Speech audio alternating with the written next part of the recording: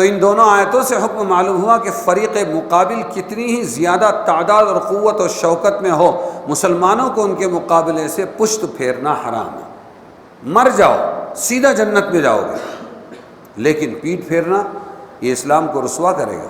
سبحان اللہ والحمد للہ ولا الہ الا اللہ، سبحان اللہ والحمد للہ ولا الہ الا اللہ۔ پہلی دو آیاتوں میں اسلام کا ایک جنگی قانون بتلایا گیا، اور وہ یہ ہے کہ زحف سے مراد دونوں لشکروں کا مقابلہ اور اختلاط ہے، دو لشکر بھیڑے، اس کو کہیں گے زحف۔ معنی یہ کہ ایسی جنگ چھڑ جانے کے بعد پیٹھ پھیرنا اور میدان سے بھاگنا مسلمانوں کے لیے جائز نہیں۔ دوسری آیت میں ایک استثناء کا ذکر ہے، ناجائز طور پر بھاگنے والوں کے عذاب شدید کا بیان ہے۔ استثناء دو حالتوں کا ہے، میں نے ابھی بتایا تھا آپ کو، بھاگنے والا دو ارادوں سے اگر بھاگ رہا ہے، الا متحرفا لقتال او متحیزا الی فئۃ، یعنی جنگ کے وقت پشت پھیرنا، پیٹھ پھیرنا صرف دو حالتوں میں جائز ہے۔ ایک تو یہ کہ میدان سے پیٹھ پھیرنا صرف ایک جنگی چال کے طور پر دشمن کو دکھلانے کے لیے ہو، حقیقتاً میدان سے ہٹنا مقصد نہ ہو، بلکہ مخالف کو ایک غفلت میں ڈال کر یک بارگی حملہ پیش نظر ہو، یہ معنی ہے الا متحرفا لقتال کے، کیونکہ تحرف کے معنی کسی ایک جانب مائل ہونے کے آتے ہیں۔ دوسری استثنائی حالت میں میدان سے پیٹھ پھیرنے کی اجازت ہے، وہ یہ ہے کہ اپنے موجودہ لشکر کی کمزوری کا احساس کر کے اس لیے پیچھے ہٹ رہا ہے کہ مجاہدین کی مزید کمک کیا کہتے ہیں اس کو، مدد، ہاں، مجاہدین کی مزید کمک حاصل کر کے پھر حملہ آور ہو۔ میری فوج کمزور پڑ رہی ہے تو پیچھے جاؤں اور لے کر آؤں لوگوں کو، یہ بھی جائز ہے۔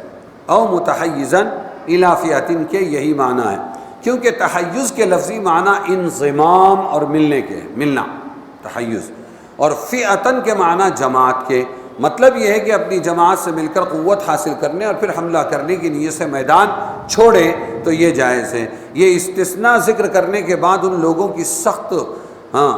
کی سزا کا ذکر ہے جو بلا وجہ پیٹ پھینک کر، بزدلی سے پیٹ پھیر کر بھاگ رہے ہیں، جنہوں نے استثنائی حالت کے بغیر ناجائز طور پر میدان چھوڑا یا پشت موڑی۔ ارشاد ہے فقد باء بغضب من اللہ ومأواہ جہنم وبئس المصیر، یعنی میدان جنگ سے بھاگنے والے اللہ تعالیٰ کا غضب لے کر لوٹے اور ان کا ٹھکانہ جہنم ہے اور وہ برا ٹھکانہ ہے۔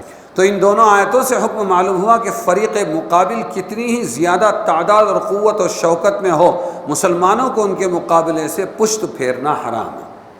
مر جاؤ سیدھا جنت میں جاؤ گے، لیکن پیٹھ پھیرنا یہ اسلام کو رسوا کرے گا۔ صرف دو استثنائی صورت کے، میدان بدر میں یہی صورت تھی کہ 313 کا مقابلہ تیگنی تعداد والی جماعت 1000 سے ہو رہا تھا، بعد میں اس میں تخفیف ہوئی۔ بعد میں کیا ہوا؟ سورہ انفال کی آیت 65-66 میں نازل ہوئی۔ آیت 65 میں کیا ہے؟ 20 مسلمانوں کو 200 کافروں کے اور 100 مسلمانوں کو 1000 کافروں کے مقابلے میں جہاد کرنے کا حکم تھا۔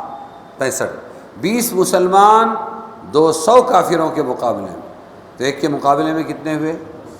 10، اور 100 مسلمان 1000 کافروں کے مقابلے میں جہاد کرو، یہ حکم تھا 65ویں آیت میں۔ 66 میں مزید تخفیف کا ایک قانون نازل کیا گیا، الآن خفف اللہ عنکم وعلم ان فیکم ضعفا فإن یکن منکم مئۃ صابرۃ یغلبوا مئتین، یعنی اب اللہ تعالیٰ نے تمہارے لیے آسانی کر دی اور تمہاری کمزوری کے پیش نظر یہ قانون جاری کر دیا کہ اگر مسلمان 100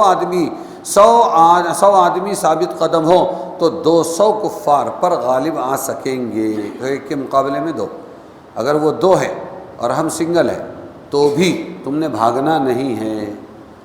بات سمجھے کہ نہیں؟ اب یہ قانون ہوا، اس میں اشارہ کر دیا کہ اپنے سے دوگنی تعداد تب تو مسلمان ہی کفار کے غالب رہنے کی توقع، مسلمانوں ہی کے غالب رہنے کی توقع ہے، اس لیے پیٹ پھیرنا جائز نہیں۔ ہاں فریق مخالف کی تعداد دوگنی سے بھی زیادہ ہو جائے، 3 آ رہے ہیں کے مقابلے، تو ایسی حالت میں میدان چھوڑ دینا جائز ہے۔ اب وہ وعید نہیں ہے جو ابھی اوپر آیت میں بتائی تھی کہ اللہ کا غصہ اس پر نازل ہوگا، ایسا نہیں ہے، اور اس کا ٹھکانہ جہنم ہوگا، ایسا نہیں ہے۔ اگلی آیت نے اس کو، یہ نئے قانون کو بتلا دیا۔ عبداللہ ابن عباس رضی اللہ عنہما نے فرمایا جو شخص اکیلا 3 آدمیوں کے مقابلے سے بھاگا وہ بھاگا نہیں، ہاں جو 2 آدمیوں کے مقابلے سے بھاگا وہ بھاگنے والا ہے، یعنی گناہ کبیرہ کا مرتکب ہے۔ جنگ سے بھاگنا گناہ کبیرہ ہے۔ اب یہی حکم قیامت تک باقی ہے۔ جمہور امت اور ائمہ 4 کے نزدیک حکم شرعی یہی ہے، جب تک فریق مخالف کی تعداد دوگنی سے زائد نہ ہو اس وقت تک میدان سے بھاگنا حرام اور گناہ کبیرہ ہے۔ صحیحین میں بروایت ابو ہریرہ رضی اللہ عنہ منقول ہے، رسول اللہ صلی اللہ علیہ وسلم نے 7 کاموں کو انسان کے لیے مہلک قرار دیا، انسان کو ہلاک کرنے والی، ان میں میدان جنگ سے بھاگنا بھی شامل، یہ ہلاک کر دے گا۔ غزوہ حنین کے واقعے میں صحابہ کرام کی ابتدائی پسپائی کو قرآن کریم نے ایک شیطانی لغزش قرار دیا، صحابہ پیچھے ہٹے اور کہا کہ یہ شیطانی لغزش جو اس کے گناہ عظیم ہونے کی دلیل ہے۔ ارشاد فرمایا انما استزلهم الشیطان۔ ترمذی میں ہے ابن عمر رضی اللہ عنہما کا قول، ایک مرتبہ جنگ سے بھاگ کر انہوں نے مدینہ میں پناہ لی، کس نے؟ عبداللہ ابن عمر، اور حضور صلی اللہ علیہ وسلم کی خدمت میں حاضر ہو کر اعتراف جرم کیا کہ ہم میدان جنگ سے بھاگنے والے مجرم ہو گئے۔ دیکھو ہاں، تو حضور صلی اللہ علیہ وسلم نے بجائے اظہار ناراضی کے ان کو تسلی دی اور فرمایا بل انتم العکارون وانا فئتکم، یعنی تم بھاگنے والے نہیں بلکہ کمک حاصل کرنے والے، دوبارہ حملہ کرنے کے لیے، مدد حاصل کرنے کے لیے پیچھے آنے والے ہو، اور میں تمہاری کمک ہوں، میں تمہاری مدد ہوں۔ یعنی پست ہمتوں کی ہمت افزائی کی حضور نے۔ اس میں حضور صلی اللہ علیہ وسلم نے اس حقیقت کو واضح کیا کہ ان لوگوں کا بھاگ کر مدینے میں پناہ لینا اس استثناء کے اندر داخل ہے جو ابھی اجازت دی تھی نا، 2 صورتیں جس میں کمک حاصل کرنے کے لیے میدان چھوڑنے کی اجازت ہے۔ عبداللہ ابن عمر کو اللہ تعالیٰ کے خوف اور ہیبت و عظمت کا جو مقام حاصل تھا اس کی بنا پر وہ ظاہری پسپائی سے بھی گھبرائے اور اپنے آپ کو مجرم کی حیثیت سے حضور کی خدمت میں پیش کر دیا۔